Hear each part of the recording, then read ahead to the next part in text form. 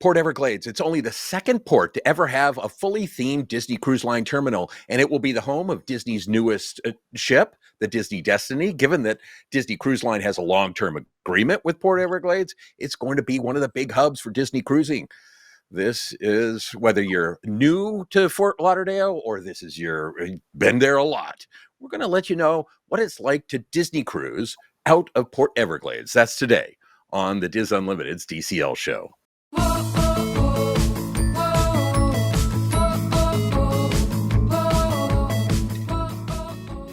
Hello and welcome back to the DIS Unlimited's DCL Show. I'm Chris Forbeck, one of the agents at Dreams Unlimited Travel. Thanks so much for joining us. It took me a bunch of times to get through the beginning, but I got through it, kind of. This is one of our series of profiles of the Disney Cruise Line ports. We started with the OG, the original Disney Cruise Line's original port, Port Canaveral, located, of course, just about an hour east of the Walt Disney World Resort.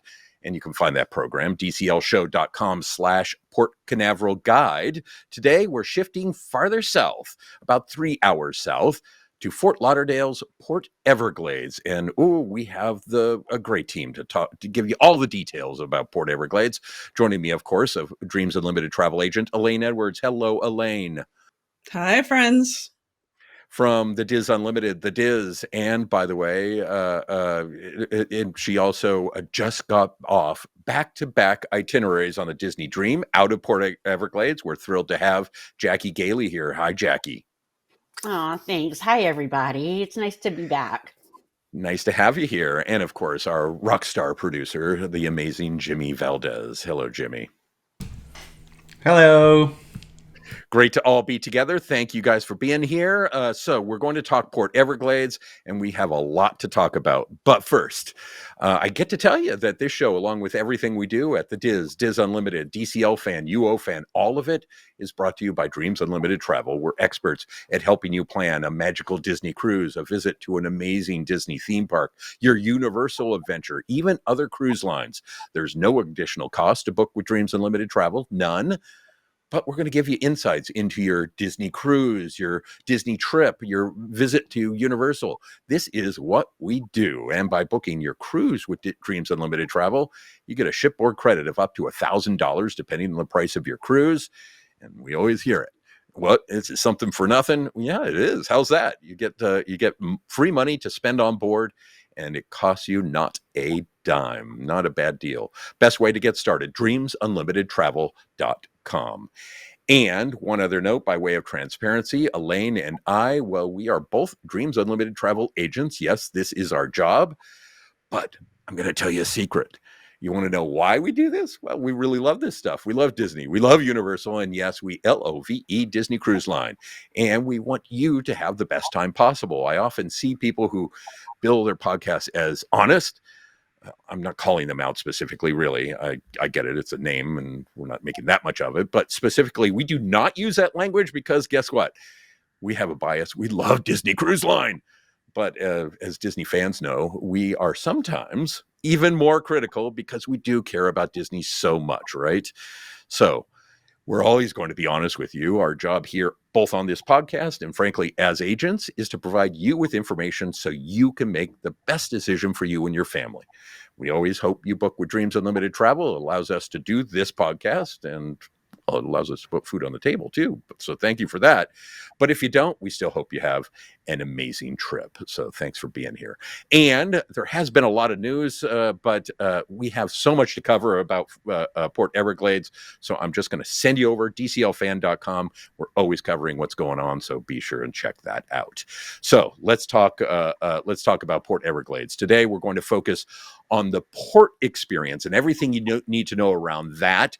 We'll give you a brief overview of the 2 hotels that Disney Cruise Line currently works with, at least at the moment, and we'll give you some details on that. We're going to go into hotels, and because there are a bunch of them outside of just the 2 Disney Cruise Line ones.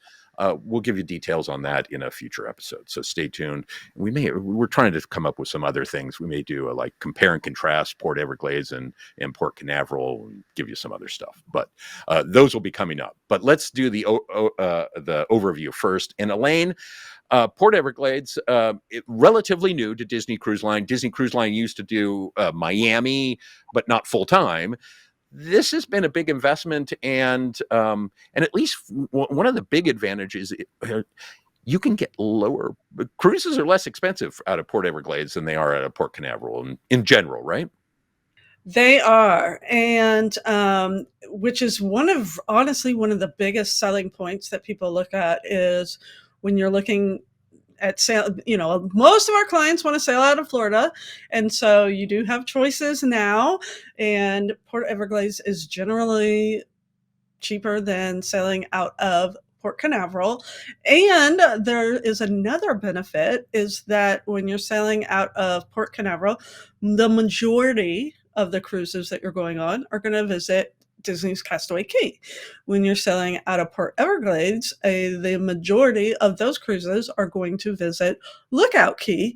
And of course, both ports have cruises that visit both of them. But it is one of those opportunities to see the new Disney beach destination, which is my favorite. And as well as some of our newer ships. We're going to have the Disney Destiny sailing out of there. So it's honestly, it kind of makes things a lot easier as well because everything's a lot closer together than Port Canaveral. So there's a lot of advantages. Jackie, you just did this, and we're just there, and are just back a week, and you can tell she still has vacation glow. Yeah. Give me your sense. Not even a week. One of the Got things home that's very nice Tuesday.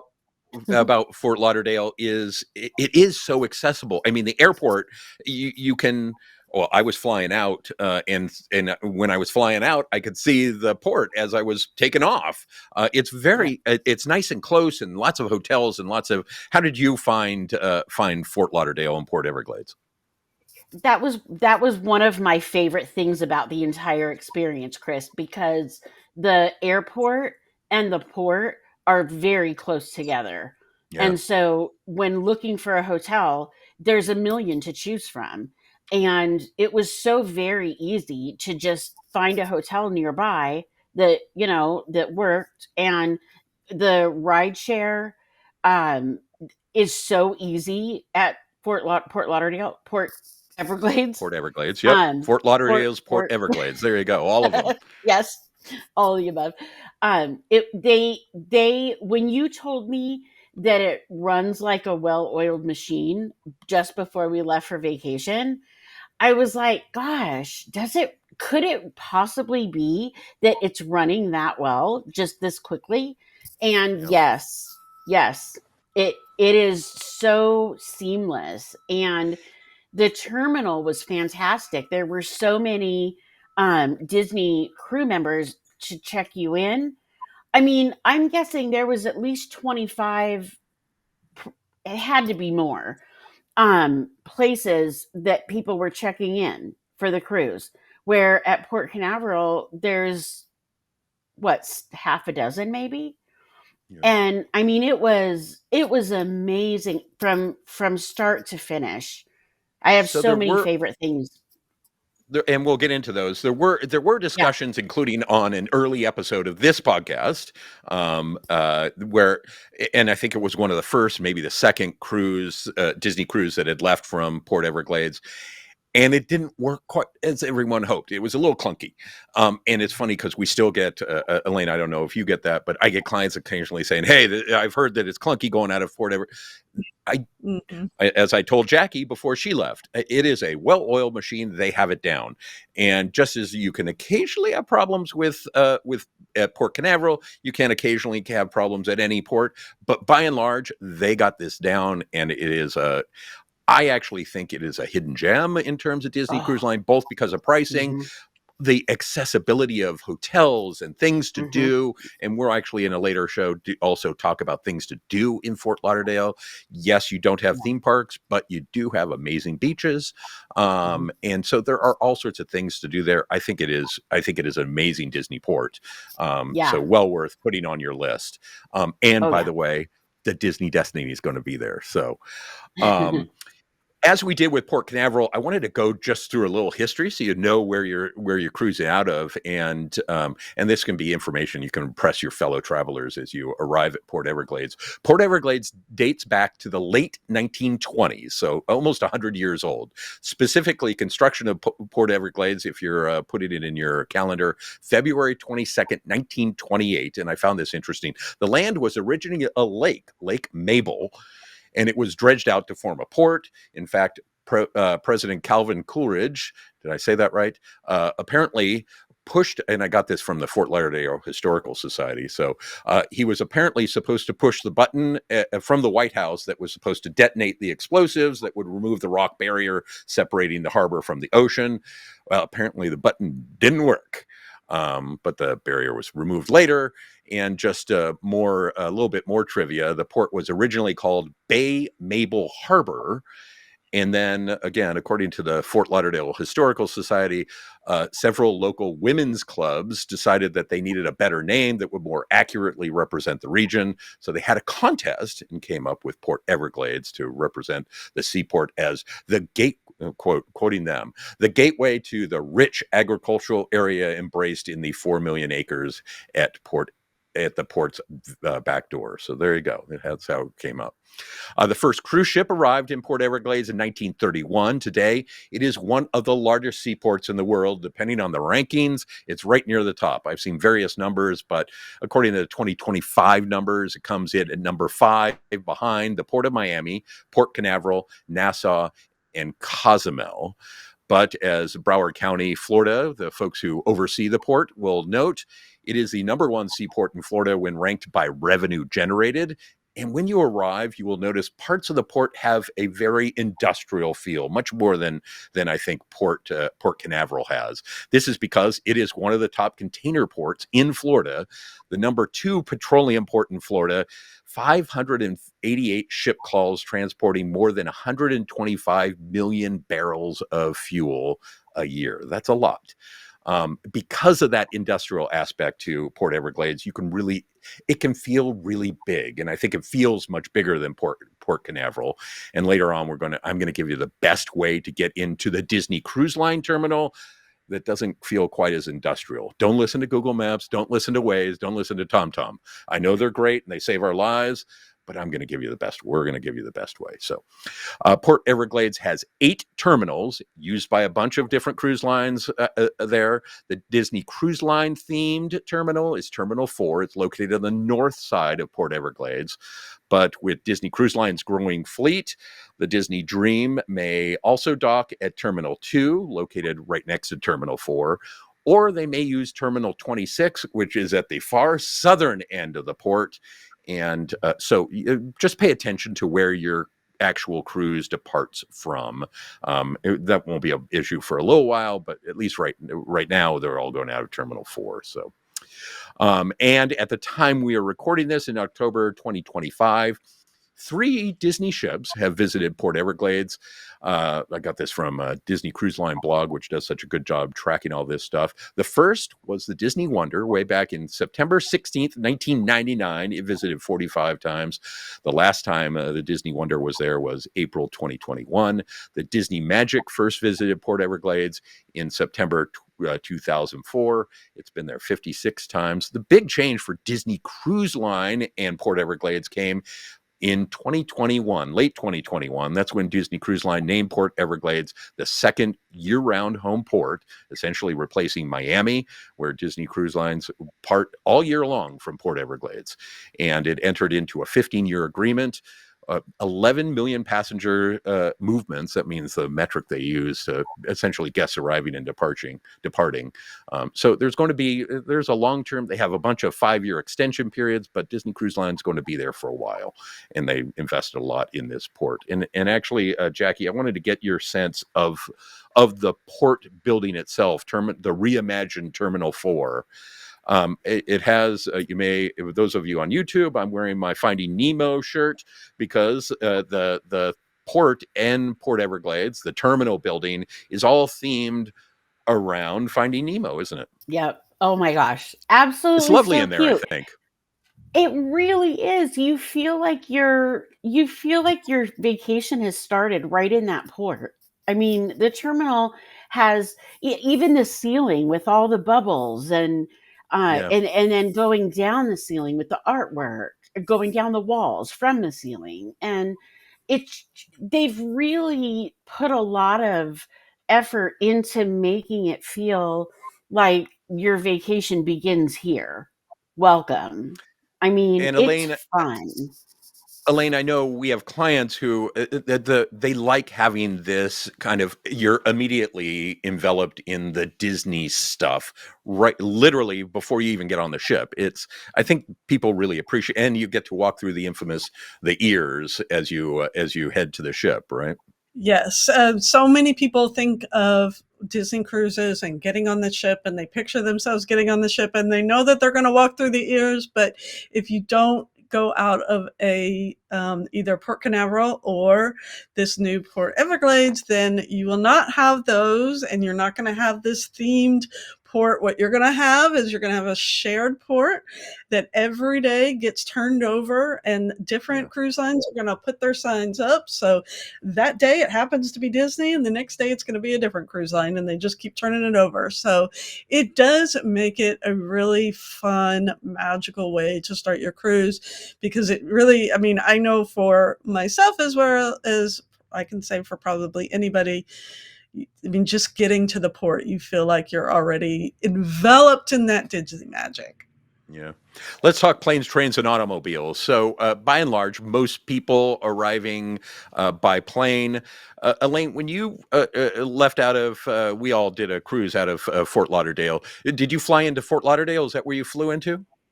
I did. I did fly into Fort Lauderdale, and I actually just looked up my Lyft receipt to see how far away it was from the hotel and how much it costs and all of that.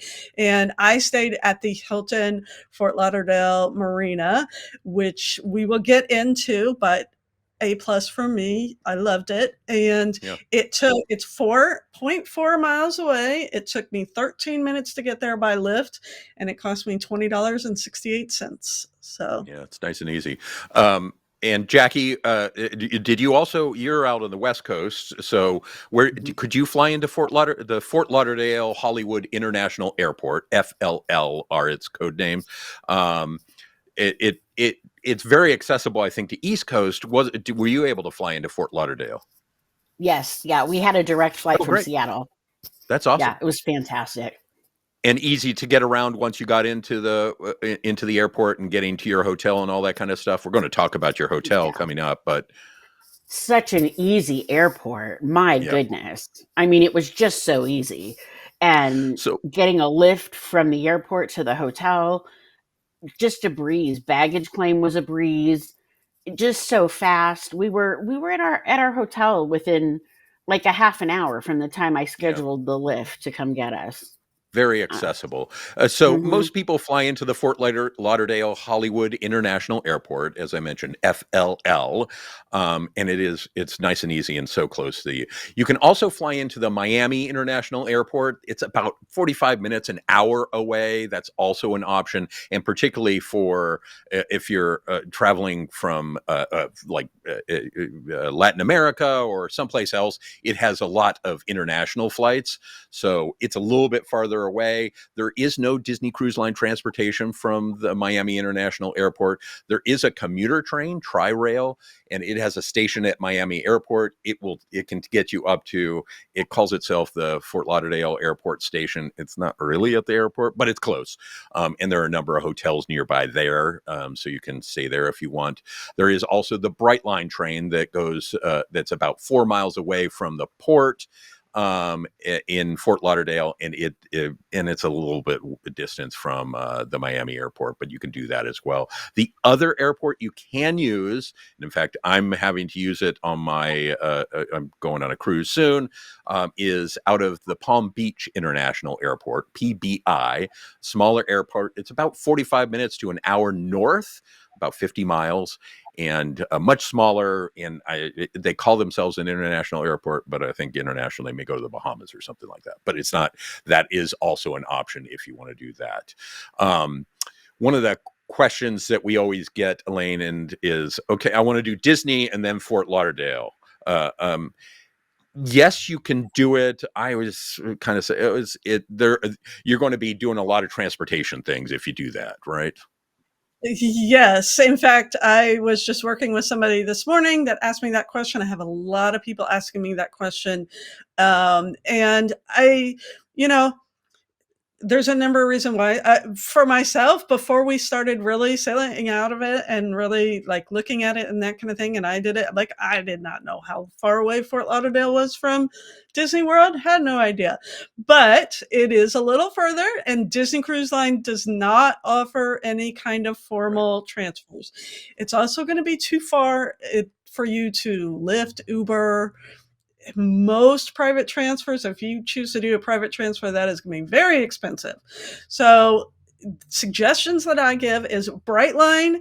Fantastic. We have had so many of our agents and people that have taken it, and they say it is easy, it is wallet friendly, they like the experience. So really that is a great option to look at. I have had people that will hop on a plane and they'll fly down there. I've had people that will rent cars and drive them down there. So you really just need to look at how much time you have, what your budget is, and what's going to work best for you and your family. So the drive is about 200 miles from Orlando, about 3 hours. So be prepared for that. If you take the Brightline train, it's still about 3 hours, but you don't have to drive and you're not dealing with traffic. It's a little bit nicer, but it involves more logistics. So if you're just be aware of that. If you're driving in, again, very easy to get around Fort Lauderdale. There is traffic, however. It's a city, so there's a lot of traffic in southern Florida. There are parking garages right at the terminal, and let's see, $20 to $25 a day as we're recording this is the fee. You will want to use the Heron. How do you say that bird? Heron. It's a Heron garage, and it'll be labeled. You'll see it. You'll see the Disney Cruise. It is located literally right next to the Disney Cruise Line ship, so it's very, very close. You cannot reserve parking and you cannot prepay parking. You take a ticket and pay at the end. So just be aware of that. There are some off-site companies that do parking for cruise. One is called Park by the Ports, and they will park off-site, and then they will transport you there. Tropical Airport Parking, and another one is Self Park FLL, and they all provide transportation to the port and then back to them. But you pay for that separately. Generally it's less expensive, sometimes significantly less expensive than if you park at the port. Driving in, this is what I mentioned early on. So because this is more of an industrial port, if you come in some ways, there are security checkpoints. And to go through those security checkpoints, you'll need to show your passport or, your driver's license or something like that, and your cruise documentation. And they sometimes do check your car, make you open up your trunk, stuff like that. It's not the most fun experience. You don't want to do that. I always suggest to folks, in most cases, use the Southeast 18th Street to Eisenhower Boulevard, and we'll put a map up there so you can see it. And I'll put it. Jackie and I are going to put together show notes for this so you can actually see the map and make it. And then you enter on Southeast 20th Street. Again, many of the navigation apps will take you through where you have to go through a security check, and then you're going through an industrial area.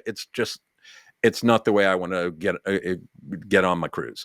So if you come in the other way, even if it's a little bit longer, you won't have to go through a security checkpoint, and it's a lot better. You'll see the Disney Cruise Line ship will be in front of you instead of a bunch of gas depot stuff. It's a better way to go. There are occasionally things happening at the Broward County Convention center is right there. So Disney sometimes will warn you, hey, there's a big event going on there. The boat show is going on in October 2025. So just be aware of those kinds of things, and Disney Cruise Line will usually let you know. There is ground transportation, as Elaine rightly mentioned. They Uber, Lyft, very, very easy. Disney Cruise Line works with 2 hotels, and they provide ground transportation for there if you want. At least in my, Elaine, you can check me on this. I find that at Port Canaveral, a lot of folks want to use ground transportation so they can get the earlier boarding time. I think you probably still get that at Fort Lauderdale, but it doesn't seem to be as much of a thing in Port Everglades as it does in Port Canaveral. Do you find that to be the case, or? When I did it, we actually drove. Actually, Hannah drove from our shows, and I rode Right. in her car. So I did not take the bus, but I think it's probably the same kind of thing.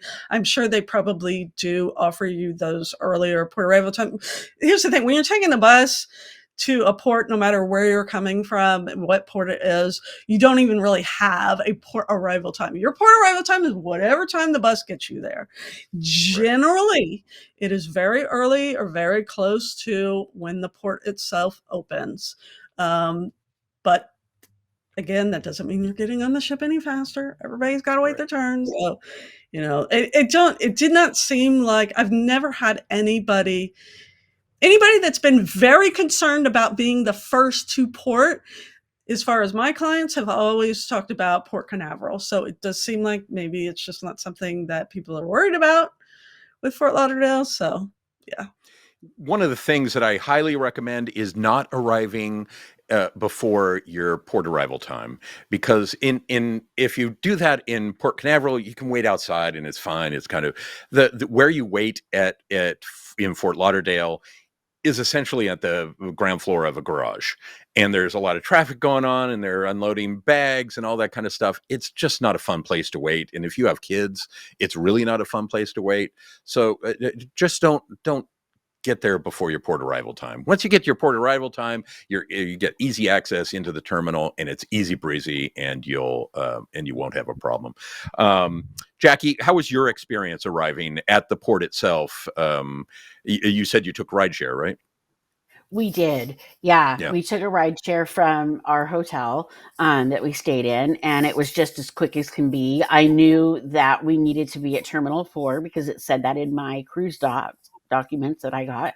So, the rideshare driver, the Lyft driver, he knew just where to pull up. He'd been there several times, dropped us off. There were porters right there with luggage tags.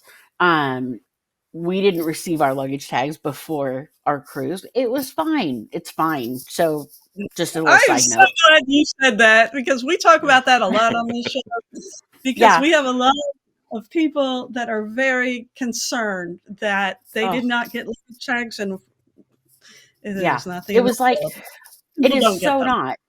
Yeah, it just doesn't. It's like the porter, when they walk up to you when you get out of the vehicle, they have a whole handful of them right in their hand.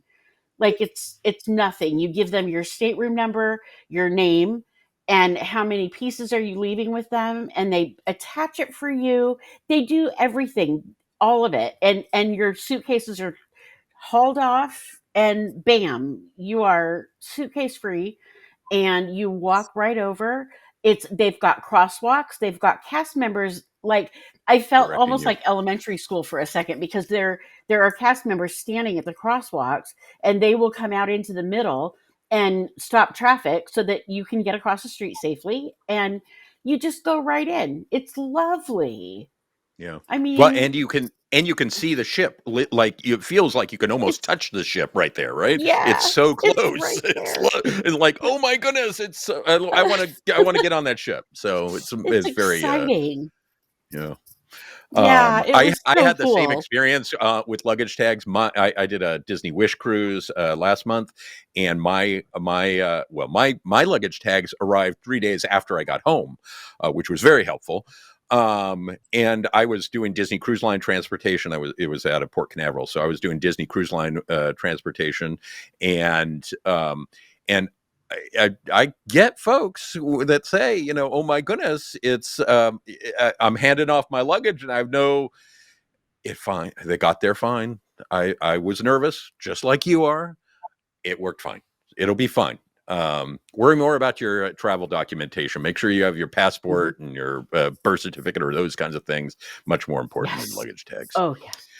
Yes. Let's talk hotels. And as I noted, we're going to do a more detailed thing on other hotels, but I wanted to touch on well, we're going to touch on Jackie, where she stayed, but also the 2 Disney Cruise Line hotels. Elaine mentioned the Fort Lauderdale Marina, which is located about 5 miles from the Fort Lauderdale International Airport. And it's about a half mile from the port terminal, from the Disney Cruise Line port terminal. You can see those Mickey ears right from the front of the hotel. Elaine, you like this hotel. You really had a good time there. I did. And I am constantly telling my clients, like, I love this hotel. It really did. I had a problem at check-in and they worked very, very hard. Basically, Hannah and I were going to be sharing a room. Hannah decided not to come down the night before, but she was going to drive down the day of the cruise. My name was not even on the reservation. So it was a little bit of trying to get that figured out, but they were so nice. And while I was sitting at the table on the side, people that worked there and were coming in and out, they checked on me every single time. They're like, have you been helped? Do you need help? Like, everybody was super, super, super nice. It is so pretty. Like, how when you picture Miami, like in your head, like what the Miami vibes are, this hotel has the vibes, but it's very chill and relaxed. So it's very clean, white, bright, gorgeous palm trees, some little neon signs, artwork, that kind of thing is so pretty. The room was gorgeous. My room happened to overlook the pool, and I'm telling you, it was just so pretty and nice. It was very comfortable. Rooms were comfortable. They have an amazing restaurant that is like Greek Mediterranean food up on the roof. Great. I'm glad you mentioned it. It's called Olive and Sea, and I was going to mention it, so I'm glad you did. Yeah, it is awesome. Mediterranean food sits right on the waterway, essentially the intercoastal, and it's awesome, isn't it? It is, and it's got both indoor and outdoor, as well as just a bar there as well. I asked to sit outside, and it actually, like you said, it overlooks this marina, and the boats that are coming out are all the like bougie yachts, like people's personal bougie yachts is what you are seeing coming in and out. So it is really, really nice going up there at sunset. I mean, I tell all of my clients that are staying there, make sure you go up there. It is very nice. They have a really good store in the lobby as well that has a lot of different food, snack, sundry options, as well as they do carry different like beer, wine, that kind of thing right there in the lobby. So if you are one that wants to take alcohol on the ship, you could do that right there from the lobby rather than trying to fly with it, because that's not going to work. It just makes it very easy for you. So I loved it. I was there, not very long. I didn't get to experience much of the hotel. I didn't get to swim or anything like that. But what I did, I absolutely loved and would not hesitate to go back. Yep. For Olive and Sea, you can book on Open Table. So if you are staying there, you can book at Open Table, and it is really a lovely place to stay. My take on the on this hotel is it's not my favorite.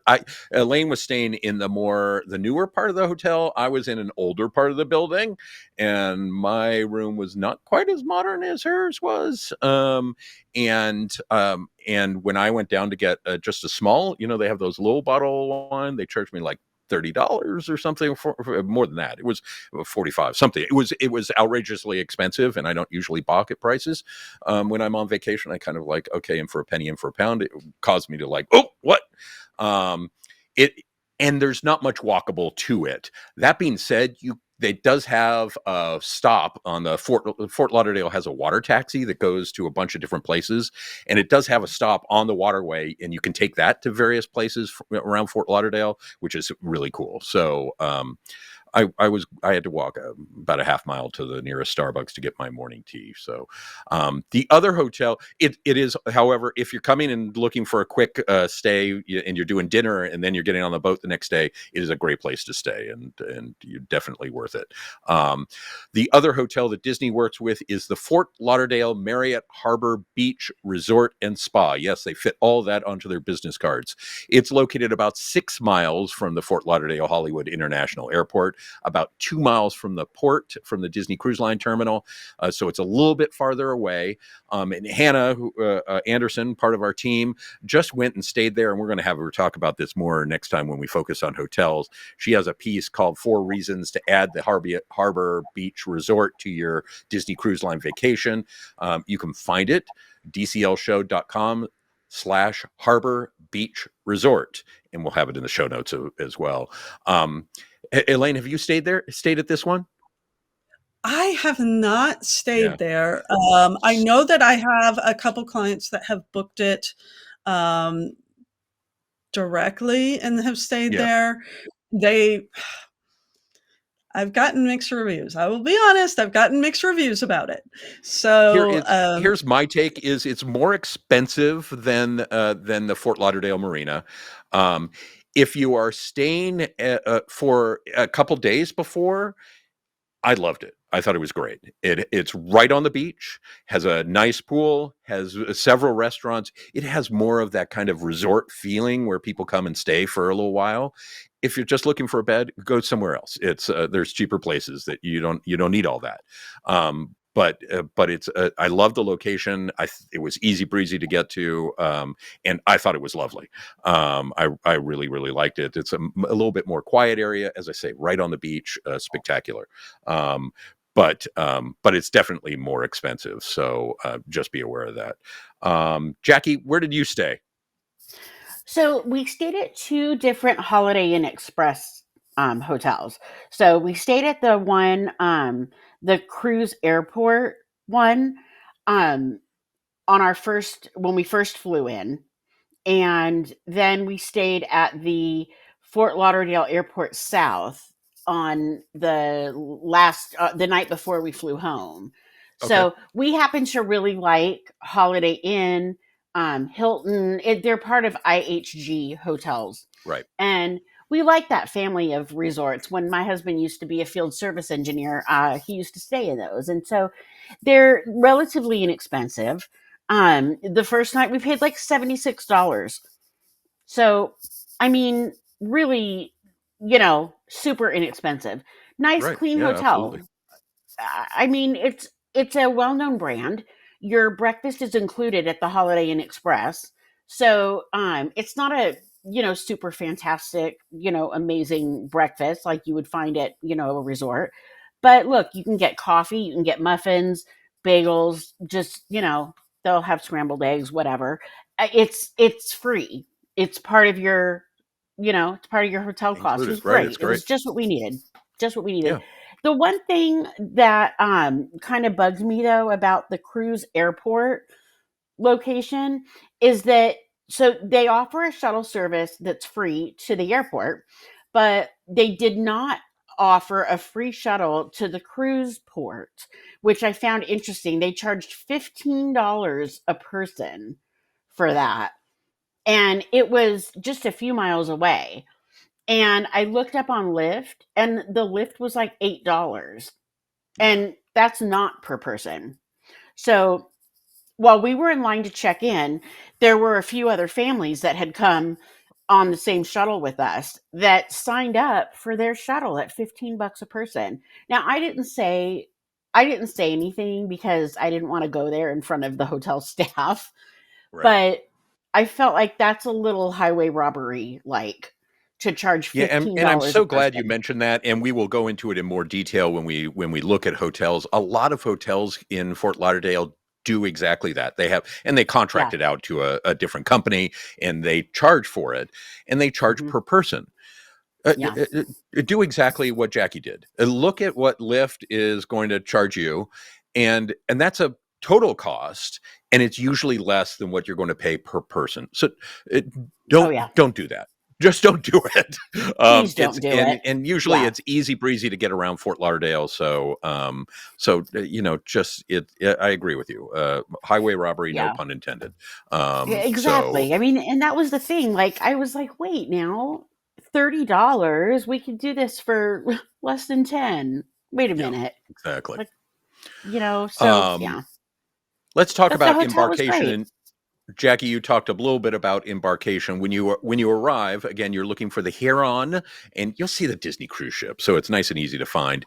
Oh, the You'll heron, the pull in on bird. the. Yeah. Yep, exactly.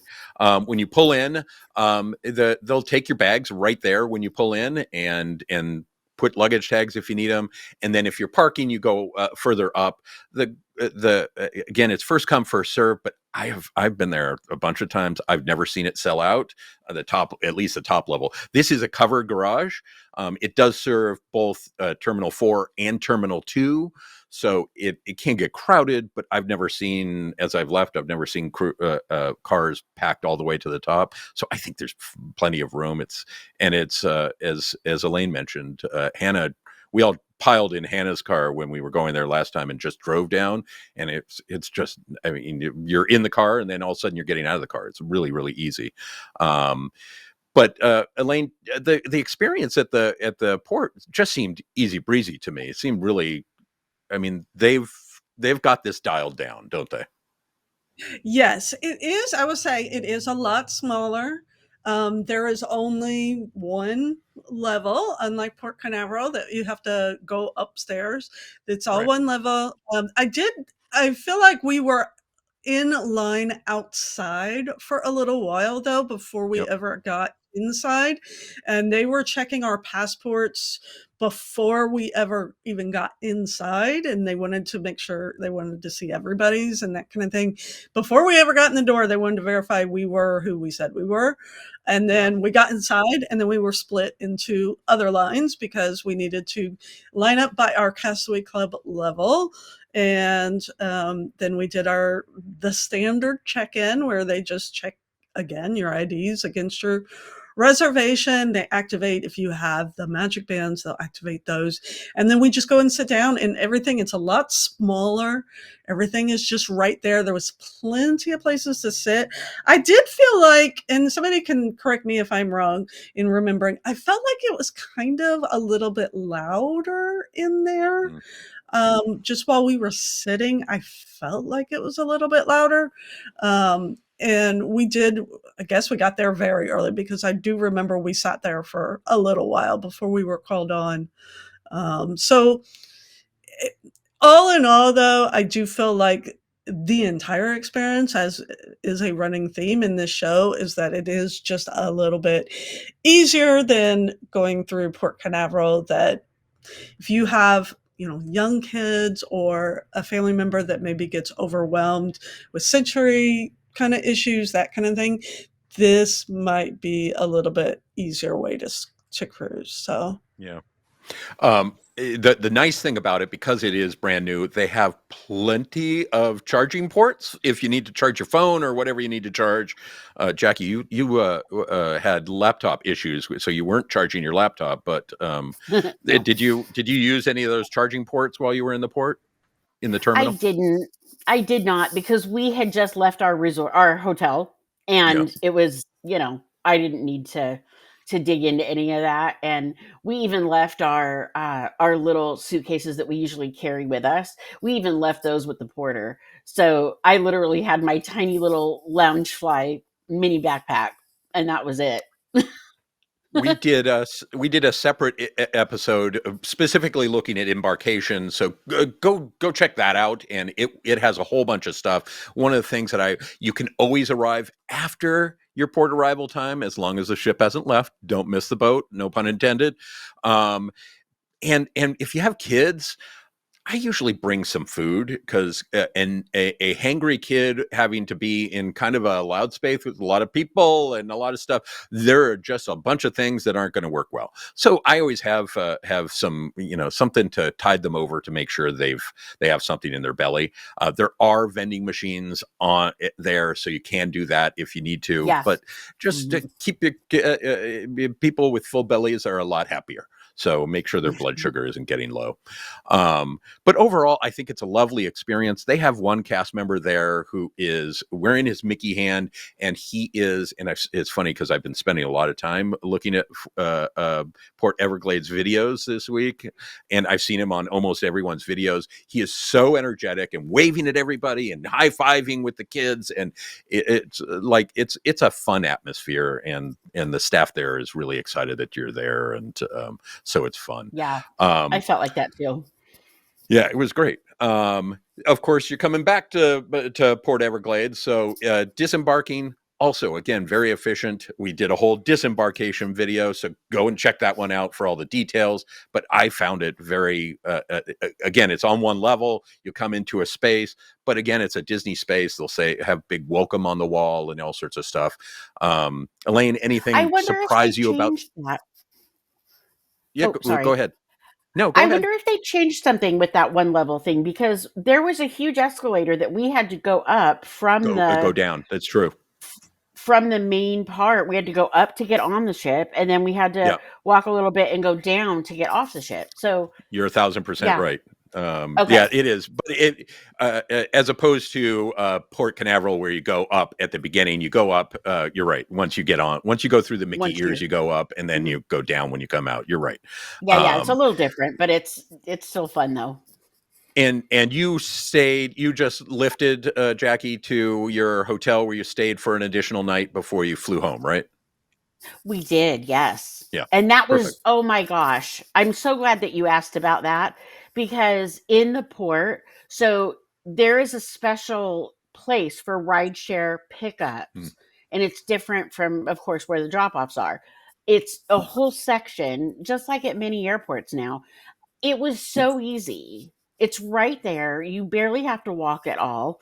And it almost this is so funny to say this, but it feels like when you were talking about the staff at the port, they feel like family. And we were sitting on the bench waiting for our ride share to come get us to go to the hotel, and I accidentally left my water bottle right on the ground next to the bench. And would you believe that the gal who we didn't notice it until we were at our hotel. We were there at the hotel so fast; it was just the fastest ride. But the gal who was driving around, just checking on everybody, making sure everybody had what they needed throughout the garage area there, she saw my water bottle and picked it up while I was on the phone with her, and she drove it over to the port admin building and met us there. We took a lift back to go get it. But when Chris said that they're so friendly, it is 1000% like just feels like they are there to just make everything about the whole experience just easy peasy. So anyway, we were so grateful that it was just right. Everything was just right there. You're not trudging through, a Bunch of half a spaces. mile of garage to find the rideshare area, or from one It's side also of a you know. unlike Port Canaveral, it's actually covered. So if it's raining, Mhm. it rains in Florida occasionally. Oh yeah. It's you're not standing out in the rain, which is nice. Elaine, how did you when you Yeah. finished up our cruise? How did you? I don't remember if we went together. Or, I know I think you were separate. So how did you get back to Fort Lauderdale Airport? I'm pretty sure I took the bus, but honestly, I don't remember. Yeah. There's no lift receipt because I just looked. So I'm pretty sure that I took the bus. The Disney Cruise Line provided bus taking it back. It was an official Disney bus. I know that some people are worried about that. It was an additional or it was an actual Disney Cruise Line official bus that took us back to the airport. Of course, it's very very fast. I was flying in and out of Fort Lauderdale, so it was very fast. It was less than half an hour. to get over there. And the airport is it's very easy. So no issues at all. My only warning is just be aware that the drop off for the Disney Cruise Line bus when they take you back to there's one drop off at the Fort Lauderdale airport, and it for us it was a little bit of a trek. So just be aware that you may have a little distance to go, and you have all your bags, and it can be a little clunky. It's fine. We're very agile, but just be aware of that. There are porters there if you need help and stuff like that. So. Elaine, closing thoughts. What do you takeaways? Because I know this is a relatively new port, and people always think Port Canaveral. I personally, I think Fort Lauderdale is a lovely, lovely place to cruise out of. What's your thoughts? 100%. Me and I like to make things easy, chill, quiet, calm. Like that's where I'm at in my traveling. I'm not worried about being the first person on the ship. I am not worrying about getting perfect anything. And Fort Lauderdale honestly makes things so much easier. It really does.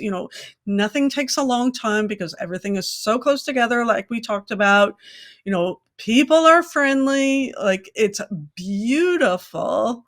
And so I truly enjoy it. Plus, your cruise is probably going to cost you less. So we always get people saying, I want a deal on a Disney cruise. Well, here we go. You got a deal on a Disney cruise. Right. And there's so many people that do not like the Wish class of ships. Well, you can find classic ships in Fort Lauderdale. So the Disney and you can find the newest ship out of Port Everglades. So the Disney Destiny will be doing that. Jackie, give folks your thoughts. What do you think about cruising out of Port Everglades? I loved it. Absolutely loved it. I would do it again in a heartbeat. And I was nervous about it when we flew in to do it because we were first of all we were flying in for a cruise, which is something that I have never done. I've been on 13 Disney cruises and I had never flown from anywhere to do it. When we lived up between Jacksonville and St. Augustine, we just drove down to Port Canaveral. So I was nervous, but I loved every single part about it, and I would do it again in a heartbeat. Yeah. So, I as I say, I said it before, and not to be repetitious, but it's just feels more accessible, and it is also a place if you're looking to do a 3-night cruise and then do 2 nights at the beach or something like that. It can be a nice way of doing it. We're doing. I am doing the Disney Destiny on December 3rd, and then we will be doing the Disney Destiny again for sailing into the new year. So Fort Lauderdale, you're going to see a lot of this face. Sorry about that. Thank you guys both for doing this. Really, really appreciate it. As I always note, we'd love for you to book with Dreams Unlimited Travel. Literally, it helps pay for what we're doing here right now. And I'll tell you, I was a Dreams client before I was a Dreams agent. So I understand the value. The best place to start, dreamsunlimitedtravel.com. You select a Disney cruise. You'll see Mickey there in front of a cruise ship. You select that. It will ask you your itinerary and then your cruise date. On the second page at the very top, there's a pull down of all the Dreams agents. You can select Elaine. But all the Dreams agents, they're just so awesome. But Elaine, if somebody wants to reach out to you separate from that, that's the best way to get Elaine. But if you want to reach out to Elaine, how can they reach out to you? Yes, if you have a question outside of trying to get a cruise quote, then my email is Elaine, ELAINE, at dreamsunlimitedtravel.com. And like I said, if you want to quote, the fastest way is going straight to our website. And Jackie, you can find at WDW Info. You can find her at DCLFan.com. She is always writing great stuff and keeping us up to date on what's going on. Jackie, thanks so much for being here. Appreciate it.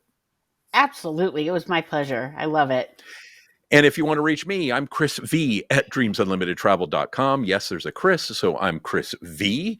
I'm also on social media, Yensid Travel on most social media sites. Yensid is the sorcerer in Sorcerer's Apprentice, Fantasia, and it is Disney spelled backwards. Yeah, there you go. Disney trivia for the day. And as always, special thanks to our producer, Jimmy Valdez. Thanks so much for making us look good. And a special thanks to you for joining us. We really do appreciate it. Depending on where you're watching, hearing this, please like, subscribe, leave us a review. It really does help. Oh, we got a 5-star review on Apple Podcasts. DM, thank you very much, DM. I just want to read it because it made my heart warm. I really like the content and fact that while you're making your comments personal from your own experience, you get down to business quickly. Thank you for sharing your expertise. DM, thank you very much. Appreciate that. It's a great way to help us is give us a good review. And if you think we're not doing a good job, email me rather than don't give us an awful review. It's come on. Just send me a note. We want to do a good job, and we're just people and trying to do our best. So send me a note how we can do better, and I'd love to chat with you about it. Well, Jimmy and Elaine are perfect, but I'm not. So to that end, if you have topics for us, you can leave those in the YouTube comments or on our DCL Fan Facebook page, where a whole bunch of people talking Disney Cruise Line. It's awesome. Or you can send us a message. We have this new platform. You can do it, dclshow.com/message. I always have trouble saying slash for some reason. dclshow.com/message, or you can just send me an email. With that, have a great time. We're going to be back to talk about hotels and more stuff about Fort Lauderdale because we'll be cruising out of there a bunch. So safe travels, and we'll see you real soon.